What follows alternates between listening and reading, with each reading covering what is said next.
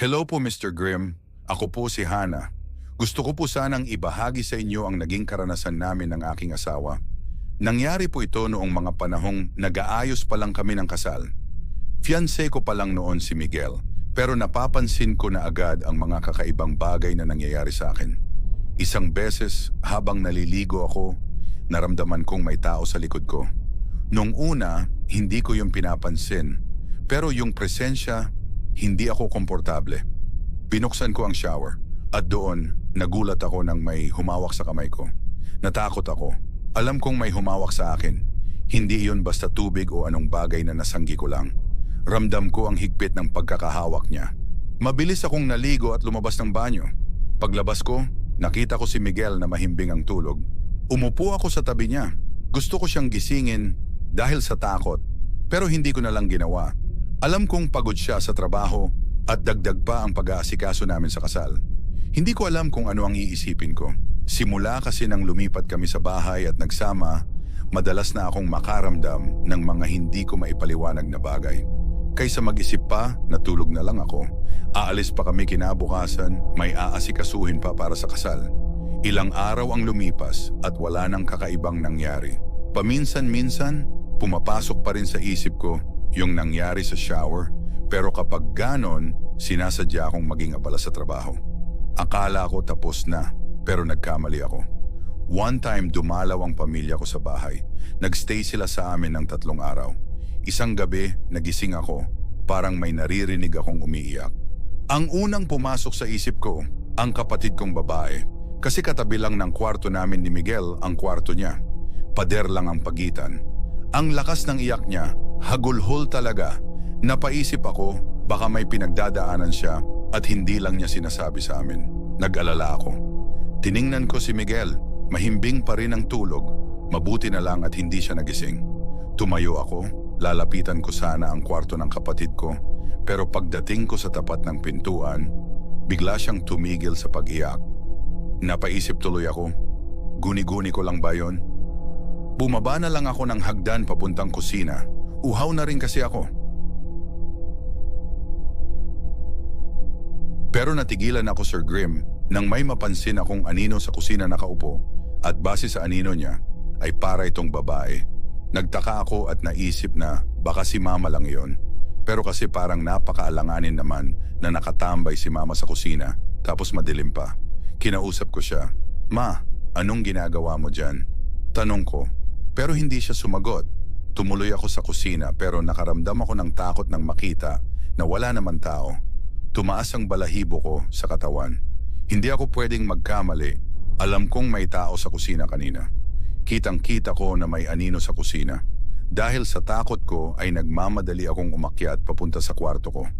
Agad akong humiga at nagtalukbong ng kumot. Hindi ko alam kung namamalikmata lang ba ako o baka naalimpungatan lang.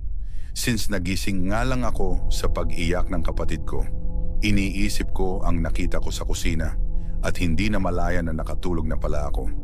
Paggising ko kinabukasan, naabutan ko sila Mama at Papa, kapatid ko, at si Miguel na kumakain ng almusal. Sinabi pa sa akin ni Papa na pinagising daw nila ako kay Kat, ang kapatid kong babae.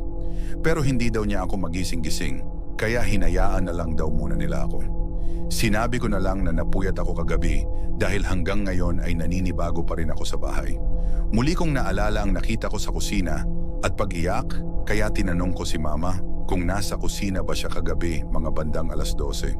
Nagtaka si Mama sa tanong ko pero ang sabi niya ay hindi daw. Ano naman daw gagawin niya sa sala ng 10 oras ng gabi?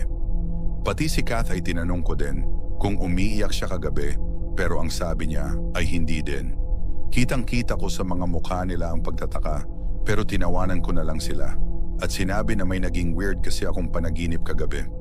May mga gabi na talagang hindi sumasablay ang pagpaparamdam na nararasan ko.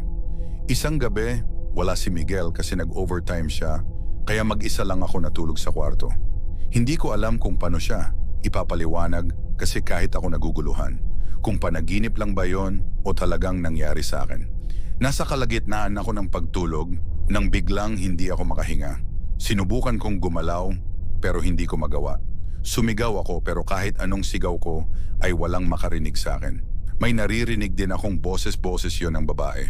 Nung una, hindi ko maintindihan ang sinasabi niya. Pero unti-unti yon nagiging malinaw sa akin. Bakit ikaw, ganyan ang naririnig ko? Sa una parang malayo, ang boses niya mahina sa simula, halos pabulong, pero unti-unti lumalakas. Hanggang sa parabang sumisigaw na siya sa mismong tenga ko. Sinubukan kong idilat ang mga mata ko. Pero nanlamig ako, Sir Grim, nang makita ko ang babae. Sobrang lapit ng mukha niya sa akin. Itim na itim ang mga mata nito. Walang puti, walang emosyon. May malaking hiwa sa kanyang noo na para bang kaunti na lang at mahahati na ito sa dalawa. Nang lilisik ang titig niya habang nakatutok sa akin. Sinakal niya ako. Mas lalo akong nahirapang huminga. Pilit kong tinatanggal ang kamay niya. Pero masyado siyang malakas. Tumatak siya. Malakas. Tumatawang may halong puot. Paulit-ulit ang sinasabi niya sa akin. Bakit ikaw? Bakit ikaw? Bakit ikaw? Sinubukan kong igalaw ang daliri sa paa. Wala pa rin. Parang paralisado ang buong katawan ko. Pumikit ako. Nanalangin. Noong una, hindi ako makapag-concentrate. Nanginginig ako sa takot. Pero pinilit kong magdasal. Ama namin. Maya-maya, naramdaman kong gumalaw na ang daliri ko. Hanggang sa buong katawan ko, unti-unti nakakilos na ako. Agad akong bumangon. Mabilis kong nilibot ang paningin sa buong kwarto. Wala na siya. Walang babae. Walang multo. Ako lang mag-isa. Pero nanginginig pa rin ako sa takot. Tinawagan ko agad si Miguel. Nakiusap ako na kung pwede. Umuwi na siya. Natatakot ako. Tinanong niya ako kung anong nangyari. Sabi ko, ikukwento ko na lang pag-uwi niya. Makalipas ang halos 1 oras, dumating na si Miguel. Pagkapasok pa lang, agad niya akong tinanong. Anong nangyari? Kinuwento ko sa kanya. Lahat. Tahimik lang siya habang nakikinig. Pagkatapos mahina niyang sabi, baka naman, mahal, binabangungot ka lang sa sobrang pagod. Umiling ako. Hindi ko nga alam kung bangungot lang yon pero mahal, parang totoo. Parang totoong-totoo ang lahat ng yon. Hinimas niya ang likod ko. Doon na ako napaiyak. Ngayon lang nagsisinkin sa akin lahat ng nangyari. Paano kung hindi ako nagising? Ano na lang ang aabutan sa akin ni Miguel? Isang malamig, bangkay? Paulit-ulit kong nakikita ang imahe ng babae. Yung itsura niya, yung galit sa mga mata niya, parang gusto niya akong patayin. Simula noon, hindi na ako naging kampante sa bahay na ito. May kakaiba, may presensya. O baka ako lang ang praning.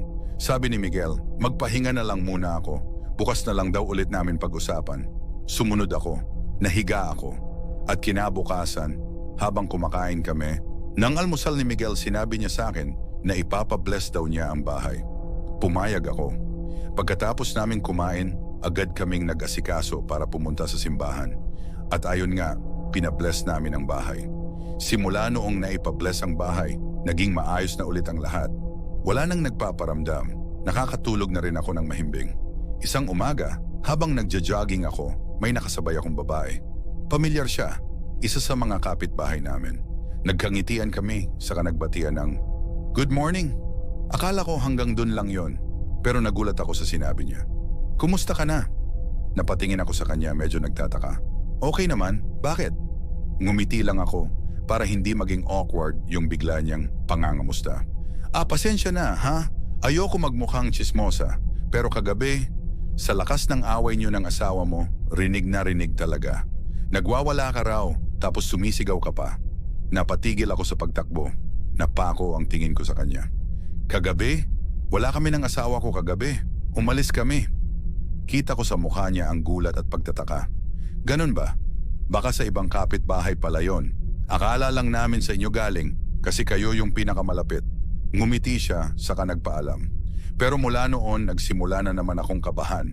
Ikinuwento ko kay Miguel ang nangyari. Pero ang sagot lang niya, baka na nga nagkamali lang ng rinig. Hindi na lang ako nagsalita. Kinagabihan, habang naghuhugas ako ng pinagkainan, may narinig akong yabag. Akala ko si Miguel, pero paglingon ko, wala naman akong nakita. Pinilit kong baliwalain. Tinuloy ko ang paghuhugas, pero ilang saglit pa, may naramdaman akong malamig na hangin sa batok ko. Hindi ko alam kung Guni-guni lang pero nanindig ang balahibo ko.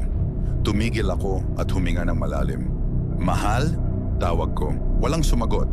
Mabilis kong tinapos ang ginagawa ko at umakyat sa kwarto. Nandun si Miguel.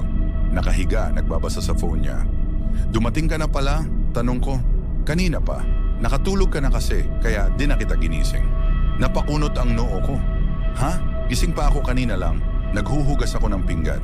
Nagkatinginan kami ni Miguel. Pareho kaming natahimik. Pero hindi na lang namin yung binigyan pansin kasi ayaw namin mag-isip pa. Lalo na ako, ayokong matakot. Pero ang kababalaghan na nangyayari sa bahay ay hindi natigil. Lalo na ang mga pananakot na ginagawa sa akin. May pangyayari na habang natutulog ako. Nagising ako sa malamig na ihip ng hangin. Nang dumilat ako, may nakita akong babae sa sulok ng kwarto. Hindi siya gumagalaw. Nakatayo lang doon. Nakayuko ang ulo. Ngayon mas nakita ko na ang kabuuan niya. Nakasuot siya ng pangkasal pero maraming dugo. Napasinghap ako. Hindi ako makagalaw sa takot. Gusto kong gisingin si Miguel pero para akong naparalyze. Bigla siyang tumingin sa akin. Walang puti ang mata, itim na itim.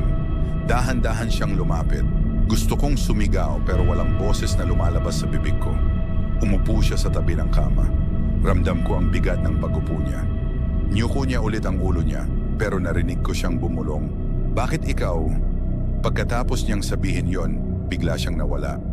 Napabalikwas ako ng bangon, habol hininga. Nagising si Miguel sa biglaang pagbangon ko. Nag-aalala niya akong tinanong kung okay lang raw ba ako. Ang sabi ko, ang babae nagpapakita na naman sa akin. Pinayuhan ako ni Miguel na magdasal muna bago matulog. Baka daw, masyado ko lang iniisip iyon na kwento sa akin ng kapitbahay namin. Pero siguro ako na hindi lang yon basta panaginip lang. Nagsisimula na rin ako mag-isip na kung bakit ang babae ay nakasuot pang kasal. Simula noon halos gabi-gabi na siyang nagpapakita. Magpaparamdam siya sa kahit na anong paraan na kaya niya. Pagkatapos ng huling pagpapakita sa akin ng babaeng nakapangkasal, naging paulit-ulit ang panaginip ko tungkol sa kanya. Kahit saan ako magpunta, lagi mo siyang nakikita.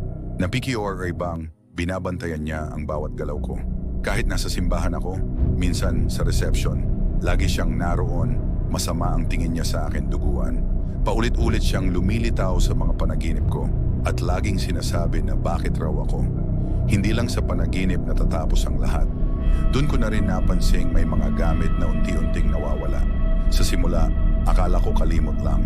Nauna ang mga wedding invitation samples namin. Nilagay ko sa ibabaw ng mesa sa sala, pero pagbalik ko, wala na. Sumunod ang mga kandila para sa kasal, pati yung listahan ng mga principal sponsors. Lahat ng may kinalaman sa kasal, isa-isang nawawala. Tinanong ko si Miguel kung may itinabi siyang gamit, pero halatang naiinis na rin siya. Napapadalas ang sagutan namin. Minsan parang siya na ang pinagbubuntunan ko ng inis at takot kahit alam kong pareho lang kaming nalilito. Dumating ang araw ng fitting ko ng wedding gown. Dapat masaya ako, pero iba ang pakiramdam ko. Nung makarating kami sa bridal shop, tinanong agad ako ng designer kung dala ko ang gown para sa final adjustment. Doon ko lang naalala na naiuwi ko nga pala yun mula sa huling fitting. Sigurado akong isinabit ko yun sa closet sa bahay. Pag-uwi namin, agad kong hinanap ang gown. Binuksan ko ang buong closet, nilibot ko ang buong bahay pero wala. Parang naglaho. Sinubukan kong tanungin si Miguel, pero napuno na rin siya. Doon na siya sumigaw. Galit na galit. Sa tagal naming magkasama, ngayon ko lang siya nakita na ganon. Ang sakit marinig na baka iniisip ko raw na siya ang gumagawa ng paraan para hindi matuloy ang kasal. Hindi ko na siya sinagot. Tahimik na lang akong pumasok sa kwarto at umiyak hanggang sa nakatulugan ko na lang. Nagising ako na may umiiyak. Bumangon ako. Nanigas ako nang makita ang babaeng nakapangkasal. Nakaupo siya sa dulo ng kama at nakatalikod sa akin. Kahit sobra akong natatakot, buong lakas ako nagtanong sa kanya. Sino ka? Bakit ka laging nagpapakita sa akin? Wala akong kasalanan sa'yo. Pero hindi siya sumagot. Patuloy lang ang pag-iyak niya. Bigla siyang nawala. Pero napasigaw ako nang biglang umuga ng malakas ang kama. Napahawak ako, natatakot akong sumigaw at tinatawag si Miguel. Bumukas ang pinto at pumasok si Miguel na nag-aalala. Para itong nagising sa tawag ko. Tumigil na din sa pag-uga ang kama. Nilapitan ako ni Miguel at tinanong kung anong nangyari. Natatakot na kinuwento ko sa kanya ang nangyari, pero tahimik lang ito. Inis akong tumayo, hindi ko napigilan ang umiyak sa takot. Umalis na lang kaya tayo sa bahay na to? Baka may history ang bahay na ito. Tapos kaya nagpaparamdam sa akin ng babae kasi nagagambala natin siya. Sabi ko, umiling sa akin si Miguel. Nakikita ko sa mukha ng fiancé ko na hindi siya naniniwala sa mga sinasabi ko. Dahilan para mag-away ulit kaming dalawa. Sa mga panahon na yon, Sir Grim, kinakain ako ng mga emosyon ko. Dahil sa nangyayari, hindi ko maintindihan kung bakit nagpapakita sa akin ang babae. Kinabukasan, nagising ako na wala si Miguel sa tabi ko. Akala ko, nasa kusina lang siya o baka nasa banyo. Pero nang tawagin ko siya at walang sumagot, saka ko lang napansin na wala rin ang mga gamit niya. Naiwan lang ang phone niya sa may lamesa sa sala. Hindi ko alam kung aalis na talaga siya o gusto lang niya akong bigyan ng space. Pero mas pinili kong huwag muna siyang kulitin. Baka kailangan lang naming pareho ng katahimikan. Dahil hindi rin ako mapakali, pumasok ako sa trabaho kahit parang kulang pa ako sa tulog. Habang nasa biyahe, parang wala akong ganang gumalaw. Paulit-ulit sa utak ko yung eksena kagabi. Yung babae, yung iyak niya, yung pagkakaupo niya sa dulo ng kama, at yung malakas na pag-uga ng kama. Hindi ko na alam kung guni-guni ko lang yon o totoo talaga. Feeling ko, Sir Grim, nababaliw na ako. Pagdating ko sa opisina, sinubukan kong maging abala. Inuna ko agad ang mga reports. Pero habang nakaharap ako sa computer, napansin kong parang may malamig na hangin sa likod ko. Hindi ko na lang pinansin. Pero ilang minuto lang, nakita kong gumalaw ang buhok ko para bang may humihipan. Napalingon ako pero wala namang tao. Lahat ng mga office mates ko busy rin sa trabaho nila. Pinilit kong kumalma. Baka guni-guni lang ulit. Pero pagbalik ko sa screen ng computer ko, may nakatype doon. Bakit ikaw? Napatalon ako sa upuan. Tinanggal ko agad ang pagkakatype noon, sabay na patingin sa paligid. Wala pa ring nakatingin sa akin. Tinry kong i-recall kung ako ba ang nakatype noon. Pero imposible. Wala akong dahilan para i-type ang ganon. Kinabahan ako, tumayo ako, nagpaalam sa boss ko na mag-CR lang. Pero ang totoo, pumunta ako sa rooftop. Gusto ko lang huminga. Gusto kong mawala yung kaba. Sobrang bigat sa dibdib. Sa sobrang takot, napatext ako kay Miguel. Miguel, please, pausap naman. May nangyayari na naman, kahit dito sa office. Wala siyang reply, hindi rin niya binasa. Ilang oras na ang lumipas, hindi pa rin siya nagpaparamdam. Doon ko na naramdaman yung sobrang lungkot. Hindi ko alam kung anong mas masakit, yung kababalaghan o yung unti-unti niyang paglayo sa akin. Pag-uwi ko ng bahay, madilim pa rin ang paligid. Tahimik, walang ilaw sa loob, wala si Miguel. Mag-isa lang ulit ako. Hindi pa ako nakakapasok ng bahay, pero narinig ko na agad ang tunog ng piano. Ewan ko kung saan nanggagaling. Wala naman kaming piano. Pero malinaw, naririnig ko siya mula sa loob. Pagbukas ko ng pinto, agad tumigil ang tunog. Hindi na ako nagtaka. Sanay na ako sa ganitong mga kakatuwang pangyayari. Pagpasok ko sa kwarto, may puting tela sa kama. Parang belo. Kinuha ko agad at tiningnan. Hindi ito akin. Hindi ko ito pag-aari. Pero sobrang lumana at may amoy amag. Tinapon ko sa laundry basket. Pero paglingon ko, wala na ito. Parang hindi ko man lang nahawakan. Bigla akong naluha. Gusto ko na talagang umalis. Nagsisimula na rin akong questionin ang sarili ko. Baka nga nababaliw na ako. Baka ako lang ang gumagawa ng mga ganitong senaryo. Kinabukasan, hindi ako pumasok. Hindi ko na rin kayang magpanggap na okay pa ako. Tinawagan ko si tita, yung may-ari ng bahay. Tinanong ko kung may kakaibang nangyari na ba rito noon. Tahimik lang si tita sa linya. Tapos maya-maya sinabi niya, hindi ko dapat ikukuwento to, Hana. Pero may babaeng dating nakatira diyan. Ikakasal na sana siya. Pero iniwan siya ng fiancé niya sa mismong araw ng kasal. Hindi kinaya ng isip niya. Sabi nila, nagpakamatay daw siya diyan sa mismong kwartong tinutulugan niyo ni Miguel. Nalaglag ang telepono ko. Gusto kong isigaw ang lahat ng takot na nararamdaman ko. Tama nga ako. May kwento ang bahay na to. At dahil sa nalaman ko, nagdesisyon na akong umalis. Hindi ko na kayang tumira sa bahay na ito. Dahil may namatay. Nang gabing yon, muling nagparamdam ang babae. Pero ngayon, mas matindi. Habang nasa banyo ako, nagsasabon ng mukha. Pagtingin ko sa salamin, nandun siya, nakatayo sa likod ko. Pareho ang suot niya, lumang wedding gown, basang buhok. Walang emosyon ang mukha. Pero yung mga mata niya, galit na galit. Napasigaw ako. Tumakbo ako palabas ng banyo, basang-basa pa ang mukha ko. Sinarado ko agad ang pinto ng kwarto. Pero ilang sandali lang, kumalabog ito. Malalakas, sunod-sunod. Parang may gustong pumasok. Niyakap ko ang sarili ko sa kama. Nagtaklob ako ng kumot. Paulit-ulit akong nagdasal. Bigla ring tumigil ang kalabog. Saka may narinig akong boses, mahinang bulong. Sa mismong tenga ko, hindi ko maintindihan. Parang ibang lengwahe. Pero malinaw ang pakiramdam ko, hindi siya umaalis. Umiiyak ako habang nakatalukbong. Hindi ko na alam kung ano ang gagawin ko. Parang walang plano ang babaeng iyon na tumigil sa pagpaparamdam.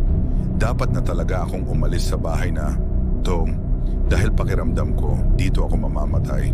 Sa sobrang takot, maya-maya naging tahimik na ang paligid. Dahan-dahan kong ibinaba ang kumot at ganon na lang ang sigaw ko. Nandun siya, nakatapat sa mukha ko, nakalutang at titig na titig sa akin. Hindi ko na alam ang sumunod na nangyari. Nahimatay na lang ako sa sobrang takot. Paggising ko, may mga naririnig akong ingay sa labas ng kwarto. Kinabahan ako, baka hindi pa tapos ang pagmumulto ng babaeng nakapangkasal. Bumukas ang pinto. Pumasok sila mama at papa. Para akong batang umiiyak habang patakbo akong lumapit sa kanila. Sa likod nila, nakita ko si Miguel. "Anak, ayos ka lang ba?" sabi ni mama habang hinahaplos ang likod ko. "Pinuntahan kami ng papa mo ni Miguel. Sabi niya, kailangan mo raw kami. May multong nagpapakita sa'yo." Pagkarinig ko nun, nanumbalik lahat ng takot ko kagabi. Nanginig ako habang nagsasalita. "Ma, simula po nang tumira kami dito, lagi na siyang nagpapakita. Yung babae, sinasabi niya, bakit ako? Paulit-ulit, bakit daw ako?" Tiningnan ako ni Papa, halatang litong-lito. "Hindi kaya, may ibang dapat nakatira dito," sabi niya. "Pero bakit ikaw lang ang nakakakita sa babae? Bakit sa'yo lang siya nagpaparamdam?" Doon ko sinabi kina Mama at Papa ang nalaman ko mula kay Tita na may babaeng namatay sa kwartong to, iniwan ng kasintahan sa mismong araw ng kasal at dito raw siya nagpakamatay. Napagdesisyonan namin na ipaalbularyo ako. Pinag-ayos nila ako agad. Sumunod naman ako. Pero habang nag-aayos ako, bigla na lang sumakit ang ulo ko. Masakit, parang binibiyak. Pinagpawisan ako ng malamig. Parang may gumagapang nakilabot sa likod ko. Umupo ako sa kama. Sumama ang pakiramdam ko at bigla akong inantok. Pagmulat ng mata ko, gulat ako. Nakapalibot sila Mama, Papa, Miguel at isang matandang lalaki, ang albularyo. Lahat sila nag-aalalang nakatingin sa akin. At mas ikinagulat ko, nakatali ang dalawang kamay ko sa kama. Ramdam ko ang pagod at uhaw na uhaw ako. Tubig. Pahingi po ng tubig, paos kong sabi. Mabilis na kumuha si Mama ng baso at inabot ito sa akin. "Kumusta ang pakiramdam mo, Hija?" tanong ng matandang albularyo. "Masakit ang lalamunan ko at sobra po akong nauuhaw." "Ano po bang nangyari?" tanong ko. "Mas mabuti pa, Miguel, mag-usap muna kayong dalawa ni Hana," seryosong sabi ni Papa. Tinanggal nila ang pagkakatali sa kamay ko. Pagkatapos ay umalis na silang lahat sa kwarto. Naiwan kami ni Miguel, napansin ko sa mukha niya na malungkot siya. Nagsimula siyang magsalita at talagang nagulat ako sa lahat ng isiniwalat sa akin ni Miguel. Ang babae pala na nagpaparamdam sa akin ay dati niyang fiancé. Ang sabi niya pa, sinaniban daw ako ng dati niyang fiancé at nagwawala daw ako. Minumura ko daw siya at pinagbalakan na patayin. Galit na galit daw sa amin ang dati niyang fiancé dahil magpapakasal kaming dalawa. Ang sabi pa nito, iniisip ng fiancé niya na ako daw ang third party ni Miguel. Mas lalo akong naguluhan sa sinabi niya. Bago daw kasi ang kasal nila na pinangalanan niyang Cheryl. Nagkaroon daw ng bachelor party sa kanilang magkakaibigan lalaki. Pero hindi niya alam na ang isa sa kaibigan niya ay may malaki palang inggit sa kanya. Nagpasa ito ng picture niya at ng babae na naghahalikan na napag-alaman na edited lang pala.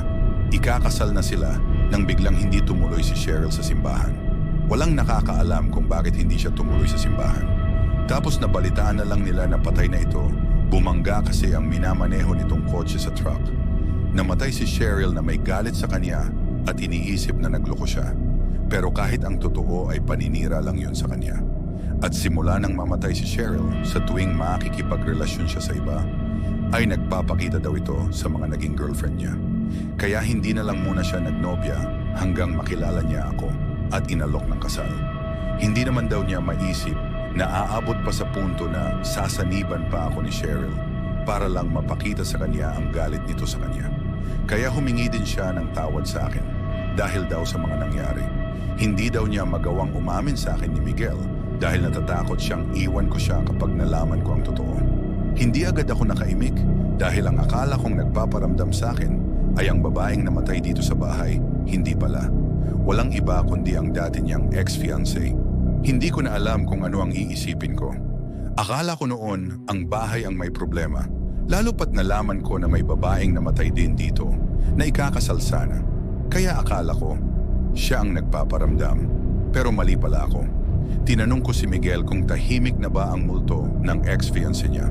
Ang sabi niya, oo daw.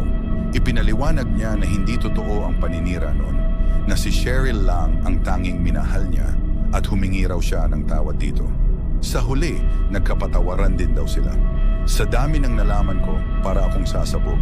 Parang teleserye ang buhay ko. Pero horror ang genre. Noon hindi ako naniniwala sa multo. Akala ko, gawa-gawa lang. Pero nang maranasan ko ito, muntik na akong mabaliw. Akala ko pa nga, nagkakapraning lang ako. Pero hindi pala. Hindi ito simpleng paranoia, kundi tunay na takot. Isang karanasang ayoko nang ulitin. Ilang araw kong hindi kinausap si Miguel. Hindi ko alam kung paano siya haharapin. Pagkatapos ng lahat, pagod na pagod ako. Lalo na sa dating fiancé niyang si Cheryl. Pero napansin ko rin, naging magaan na ang bahay. Wala nang nagpaparamdam. Sa huli, pinili kong ayusin ang sa amin ni Miguel. Oo, nagalit ako dahil itinago niya ang totoo. Pero mas pinili kong pakinggan ang puso ko. Mas nangingibabaw pa rin ang pagmamahal ko sa kanya. Ngayon, maayos na kaming nagsasama bilang mag-asawa.